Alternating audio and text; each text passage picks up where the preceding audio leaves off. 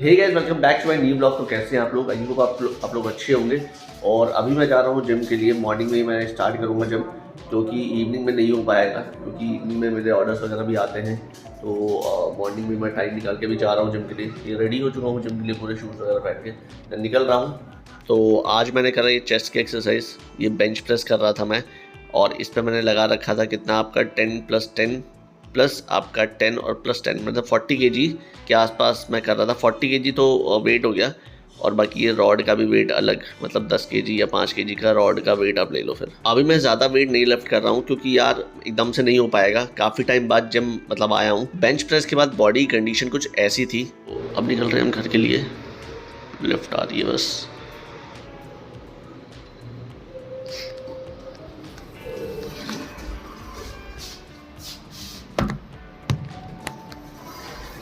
तो ये है कुछ कंडीशन भैया जिम करने के बाद की। किसी मिरर में तो अलग सा दिख रहा हूँ और किसी में अलग ही दिख रहा हूँ। चलो कोई नहीं, निकलते हैं घर, देन फिर बात करता हूँ आपसे। बिल्कुल भी टाइम नहीं मिल रहा था, तो मैंने पूरे के पूरे कपड़े अभी वॉश कर दिए सारे। देखो ये वॉश हो गए। अब जा रहा हूँ इसे टेरेस पर डालने के लिए। काफ़ी दिन से सोच रहा था कि यार वॉश करता हूँ, बट बिल्कुल भी टाइम नहीं मिल रहा था। तो आज मैंने सोचा कि यार वॉश कर ही देता हूँ, नहीं तो फिर पता नहीं कब कर पाऊँगा फिर। तो यार अभी सारा कुछ फ्री हुआ हूँ मैं, कपड़े वगैरह वॉश करके। एंड बहुत ज़्यादा बॉडी में पेन हो रही है, क्योंकि काफ़ी टाइम बाद जिम ज्वाइन किया अभी। और अभी मैंने स्टार्ट कर दिया अपने क्लाउड जिम को, ऑन हो गया है वो। अब यही है यार कि इतने दिन बाद मैंने मतलब जिम को ज्वाइन किया है, थोड़ी बहुत बॉडी पेन हो रही है। अब हो जाएगा थोड़ा ठीक, मतलब 2-3 दिन लगेंगे। अभी ये तो पेन रहेगा। कहते हैं ना कि नो पेन नो गेन। तो ये वाला पेन बड़ा अच्छा लगता है, जो जिम वाला पेन होता है ना, बड़ा अच्छा लगता है यार वो। तो चलो देन स्टार्ट कर दिया मैंने। थोड़ी साफ सफाई कर लेते हैं, किचन की सेट वगैरह कर लेते हैं। आजकल क्या हो रहा है कि मॉर्निंग के टाइम पे मेरे पास थोड़े कम ऑर्डर्स आते हैं, बट जैसे ही 6 बज जाते हैं भाई, उसके बाद से इतने सारे ऑर्डर्स आने लग जाते हैं कि बस पूछो मत। मतलब कि बिल्कुल टाइम नहीं मिलता है मुझे वीडियो शूट करने का भी। इसलिए मैंने क्या किया है कि मैं मॉर्निंग में जिम जाता हूँ, क्योंकि मैं इवनिंग में अब नहीं जा रहा हूँ। क्योंकि इवनिंग में क्लाउड किचन फिर बार बार ऑफ करना भी ठीक नहीं रहता है, क्योंकि अगर आप बार बार ऑन ऑफ करते हो तो उससे भी आपकी विजिबिलिटी जो है वो कम हो जाती है। तो आप लोग भी यार हमेशा यही कोशिश करना कि बार बार जो जोमेटो होता है ना, उसको ऑन ऑफ मत करना। कि आपने सोचा यार 5-10 मिनट के लिए ऑफ कर देते हैं, कोई खाना खाने अगर आप जा रहे हो तो ज़रूरी नहीं है कि देखो उस टाइम में ऑर्डर आएंगे ही आएंगे। आप ऑफ मत करो।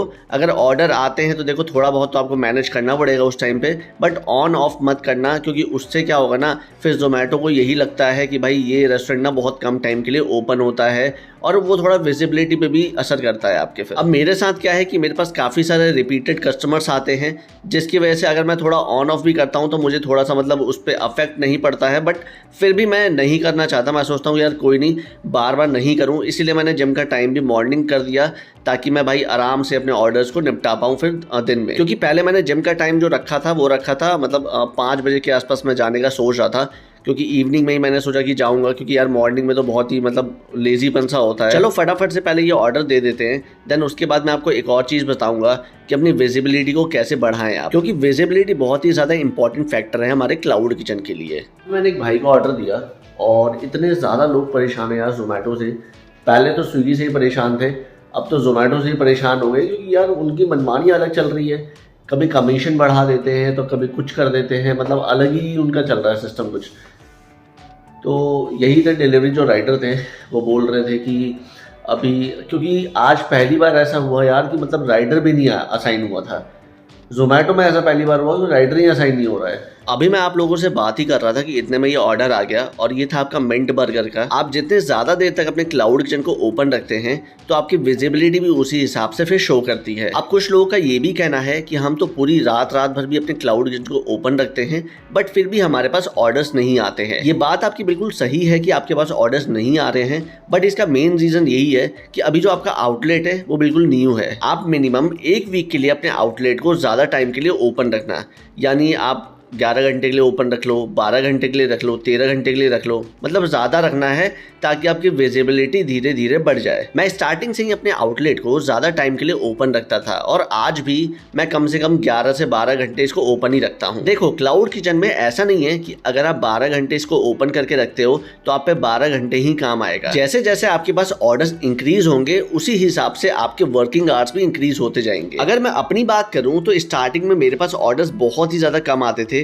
तो उसकी वजह से मैं बैठा रहता था, बस सोचता था कि यार क्या करूं, कैसे ऑर्डर्स आएंगे। और आज का टाइम ऐसा है कि मेरे को बिल्कुल भी टाइम नहीं मिलता है, क्योंकि मेरी और भी चीज़ें चलती रहती है साथ ही साथ में, जैसे यूट्यूब हो गया, वीडियो एडिटिंग करनी पड़ती है उसमें, तो और भी उन सब चीज़ों की वजह से मैं काफ़ी बिजी रहता हूँ। फिर देखो, बिजनेस में ना पेशेंस रखना बहुत ज़रूरी होता है, तो मैं आप लोगों से भी यही बोलूँगा कि पेशेंस रखो, हिम्मत मत हारना, बस मोटिवेट रहना हमेशा कि हाँ भाई मैं ये कर लूँगा। जोमेटो की साइड से आई थिंक कोई नई अपडेट आई है, जिसकी वजह से जोमेटो पार्टनर ऐप में जहाँ पे आपको वीकली पे आउट शो करता था, वहाँ पे आपको डेली बेसिस पे पे आउट शो करा करेगा। अभी क्या हो रहा है कि मेरी सेल्स जो है वो धीरे धीरे इंक्रीज हो रही है। उसका जो मेन रीजन है वो है आपका डिस्काउंट। मैं क्या करता हूँ कि मैं हर वीक में ना अपना डिस्काउंट चेंज करता रहता हूँ और देखता हूँ कि कौन से डिस्काउंट में मेरे पास ज्यादा ऑर्डर्स आ रहे हैं। तो मेरे पास जो सबसे ज्यादा ऑर्डर्स आए थे जिस डिस्काउंट को लगा के, वो ये है 10% अप टू 40 रुपीज वाला। इस डिस्काउंट में क्या होगा कि कस्टमर को 10% का डिस्काउंट मिलेगा, जिसमें कुछ भी मिल सकता है। 40 रुपीज तक होगा,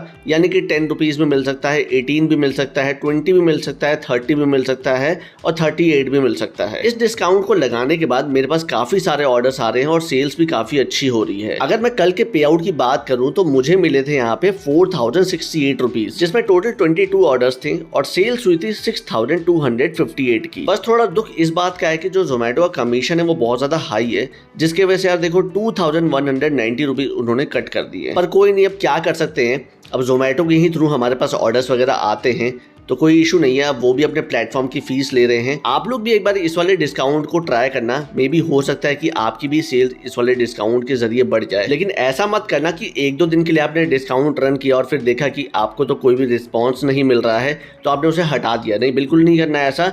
आप 1 वीक तक कम से कम उस डिस्काउंट को लगे रहने देना। और सबसे मेन पॉइंट कि डिस्काउंट रन करने से पहले सबसे पहले अपने प्राइस को जरूर चेंज कर लेना आप लोग, क्योंकि बहुत सारे लोगों ने 60% वाले डिस्काउंट भी लगा रखा है, जिसके ऊपर प्राइस बिल्कुल डबल है। तो अगर आप अपने प्राइस को चेंज नहीं करोगे तो भाई इस डिस्काउंट को रन करने का कोई भी आपको बेनिफिट नहीं मिलेगा। पहले सारी चीजें कैलकुलेट कर लेना, उसी हिसाब से अपने प्राइस को भी फिर सेट कर लेना आप लोग। सबसे पहले मेकिंग कॉस्ट निकालना, देन प्रॉफिट ऐड करना है, एंड उसके बाद ये डिस्काउंट को ऐड करके कैलकुलेट करना कि भाई प्राइस कितना निकल रहा है। सो फाइनली यार सारे ऑर्डर्स को निपटा दिया है और बॉडी में तो बहुत पेन हो रहा है, क्योंकि जब स्टार्ट कर रहे इसलिए। चलो कोई नहीं, बाकी यार सारे ऑर्डर अच्छे चले गए थे। और आजकल जो मैंने आपको बताया था डिस्काउंट वाला, आजकल जो मैं डिस्काउंट रन कर रहा हूँ ना, उसकी वजह से बहुत अच्छे ऑर्डर्स आ रहे हैं। जो 10% का डिस्काउंट है 40 रुपीज़ का, आप वो रन करो, अप टू जो 40 रुपीज़ है वो रन करो। उसे मुझे काफ़ी अच्छे मतलब कि दिख रहा है कि सेल्स वगैरह भी बढ़े हैं, मेरे ऑर्डर्स वगैरह भी बढ़े हैं और काफ़ी अच्छे ऑर्डर्स आ रहे हैं उससे। तो आप लोग वो ट्राई कर सकते हो एक बार। कि काफ़ी सारे लोग ना मुझसे बोल रहे थे कि हम कौन सा डिस्काउंट रन करें, कौन सा अच्छा होता है, किससे ज़्यादा ऑर्डर्स आते हैं। तो आप लोग एक तो देखो, मेरे एरिया में 10% वाला चल रहा है, तो ज़रूरी नहीं कि आपकी भी चलेगा। आप ट्राई कर लो, कोई दूसरा वाला भी चल सकता है, क्या पता, जिसमें आपको मतलब ये है कि वीकली ना अपने डिस्काउंट को चेंज करते रहो। उससे आपको पता चलेगा कि भाई मतलब कि कौन से डिस्काउंट से मेरे पास ज़्यादा ऑर्डर्स आ रहे हैं। ठीक है, तो चलो देन आज के ब्लॉग को यहीं पे एंड करते हैं। आई होप आपको आज का ब्लॉग अच्छा लगा होगा। अगर अच्छा लगा तो लाइक करें, शेयर करें, चैनल को सब्सक्राइब करना ना भूलें। और डिस्क्रिप्शन में टेलीग्राम का लिंक भी है, तो वो भी आप जाके वहां से ज्वाइन कर सकते हैं। और यहाँ पे मेरे इंस्टाग्राम की आईडी, तो फटाफट से जाके मुझे फॉलो कर लो।